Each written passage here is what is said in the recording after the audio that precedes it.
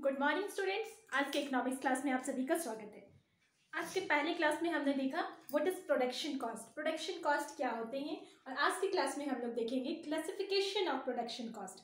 ठीक है, तो हमने देखा कि प्रोडक्शन कॉस्ट क्या होते हैं, तो एक बार रिकैप ले लेते हैं। प्रोडक्शन कॉस्ट का मतलब होता है कि किसी भी प्रोड्यूसर ने अपनी कमोडिटी के प्रोडक्शन में कितना इन्वेस्ट किया है, कितने कुछ खर्चे किए हैं, सारा इन्वेस्टमेंट को ऐड करके जो टोटल इन्वेस्टमेंट आता है वो उस प्रोडक्शन कॉस्ट होती है उस कमोडिटी के लिए। ठीक है, तो टाइप्स ऑफ प्रोडक्शन कॉस्ट में हम लोग देखते हैं there are 3 types of production cost, total cost, average cost and marginal cost. Total cost क्या होता है? टोटल कॉस्ट वही हो गया जो टोटल कॉस्ट लगता है किसी भी कमोडिटी के प्रोडक्शन के लिए, वो उसकी टोटल कॉस्ट होती है। तो टोटल कॉस्ट हम लोग कैसे निकाल सकते हैं? क्योंकि हमें पता है कि हमारे पास जो फैक्टर्स हैं वो 2 टाइप्स के हो सकते हैं, या तो वो फिक्स्ड फैक्टर होंगे जिनको हमें फिक्स्ड ही रखना है, या तो फिर वो वेरिएबल फैक्टर होंगे, मतलब कि जिसको हम लोग चेंज कर सकते हैं अपने अकॉर्डिंग। ठीक है, हम लोग फैक्टर्स को बढ़ाएंगे प्रोडक्शन बढ़ाने के लिए, हम लोग कम भी कर सकते हैं, बढ़ा भी सकते हैं, हम लोग अपने अकॉर्डिंग चेंज कर सकते हैं। तो वैसे फैक्टर्स होते हैं वेरिएबल फैक्टर्स। तो जब हमें टोटल कॉस्ट का पता लगाना हो तो हम लोग टोटल फिक्स्ड कॉस्ट को ऐड कर देते हैं टोटल वेरिएबल कॉस्ट के साथ, तो हमारा टीसी टोटल कॉस्ट निकल आता है।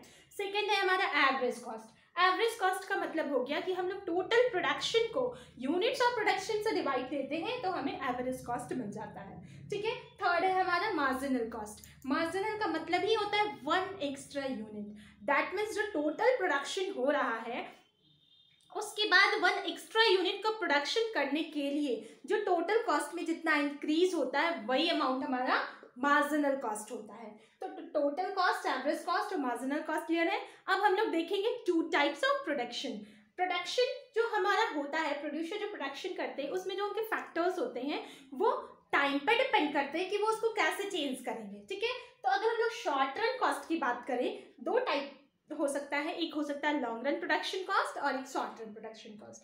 तो सबसे पहले हम लोग देखते हैं शॉर्ट रन प्रोडक्शन कॉस्ट। तो जब हम लोग शॉर्ट रन प्रोडक्शन कॉस्ट देखते हैं तो इसमें हमारे पास जो फैक्टर्स होते हैं या किसी भी प्रोड्यूसर के पास जो फैक्टर्स ऑफ प्रोडक्शन होते हैं वो 2 टाइप्स के होते हैं, जैसा कि अभी हमने बताया टोटल कॉस्ट में कि वो या तो वो फिक्स्ड फैक्टर होंगे, मतलब जिसको हम लोग चेंज नहीं कर सकते, वो फिक्स्ड ही रहेगा, उसको हम लोग शॉर्ट पीरियड ऑफ टाइम में बढ़ा नहीं सकते, या तो फिर वो वेरिएबल फैक्टर्स होंगे, दैट मीन्स जिसको हम लोग अपने अकॉर्डिंग बढ़ा सकते हैं। तो इसमें एक एग्जांपल लेते हैं। शॉर्ट रन में मतलब हमारे पास जो टाइम लिमिटेशन है वो कम है, तो अगर हम लोग ये शॉर्ट रन टाइम में एक प्रोडक्शन हो रहा है किसी कमोडिटी का, मीन्स वो डिपेंड है लैंड पे, तो हम लोग फैक्टर्स में लैंड लेते हैं, तो क्या हम लोग शॉर्ट टाइम में लैंड को बढ़ा सकते हैं? नहीं बढ़ा सकते। उसके लिए हमें एक्स्ट्रा टाइम चाहिए होगा, बहुत लंबा समय चाहिए होगा, तब हम लोग उस फैक्टर्स को बढ़ा सकेंगे। तो ये जो लैंड हमारा हुआ एज ए एग्जांपल हो गया हमारा फिक्स्ड कॉस्ट का, मीन्स फिक्स्ड फैक्टर का। तो फिक्स्ड फैक्टर पे जो कॉस्ट लगता है उसे हम लोग फिक्स्ड कॉस्ट कहते हैं। ठीक है, हमारे पास फैक्टर्स ऑफ प्रोडक्शन 2 टाइप्स के होते हैं, fixed factor and second is variable factors. तो फिक्स्ड फैक्टर्स के लिए जो कॉस्ट पे करना पड़ता है वो हमारा फिक्स्ड कॉस्ट होता है, और वेरिएबल फैक्टर्स के लिए जो हम लोग को पेमेंट पे करना पड़ता है वो होता है वेरिएबल कॉस्ट। ठीक है, फिक्स्ड कॉस्ट में हमने देखा लैंड का एग्जांपल कि लैंड को हम लोग शॉर्ट पीरियड ऑफ टाइम में इंक्रीज नहीं कर सकते।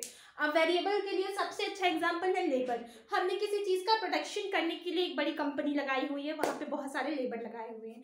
अब हमें शॉर्ट टर्म में मीन्स एकदम कम समय में अगर हमें कुछ प्रोडक्शन के लिए कुछ फैक्टर्स को बढ़ाने हैं तो हम लोग बहुत आसानी से लेबर को बढ़ा सकते हैं।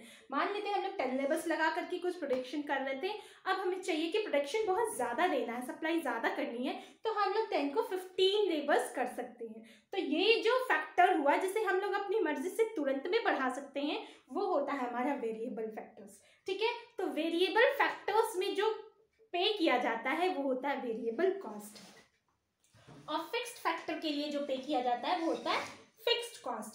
तो ये था short run cost. Short run cost में 2 टाइप्स के फैक्टर्स होते हैं, फिक्स्ड एंड वेरिएबल। लेकिन यही जब हम लोग लॉन्ग रन की बात करते हैं, जब हम लोग लॉन्ग रन प्रोडक्शन कॉस्ट पढ़ेंगे तो वहां पे जितने भी फैक्टर्स होते हैं, फैक्टर्स ऑफ प्रोडक्शन जितने भी होते हैं सभी वेरिएबल हो जाते हैं। दैट मीन्स हम लोग सभी फैक्टर्स को चेंज कर सकते हैं अपने अकॉर्डिंग। यदि हमें ज़रूरत है कि हमें प्रोडक्शन बढ़ाना है तो हम लोग हर फैक्टर्स को उसके अकॉर्डिंग बढ़ा सकते हैं, चेंज कर सकते हैं। तो नेक्स्ट वीडियो में हम लोग देखेंगे लॉन्ग रन प्रोडक्शन कॉस्ट और उसकी डेफिनेशंस, टेबुलेशन एंड ग्राफ। तब तक के लिए इतना ही। Thank you.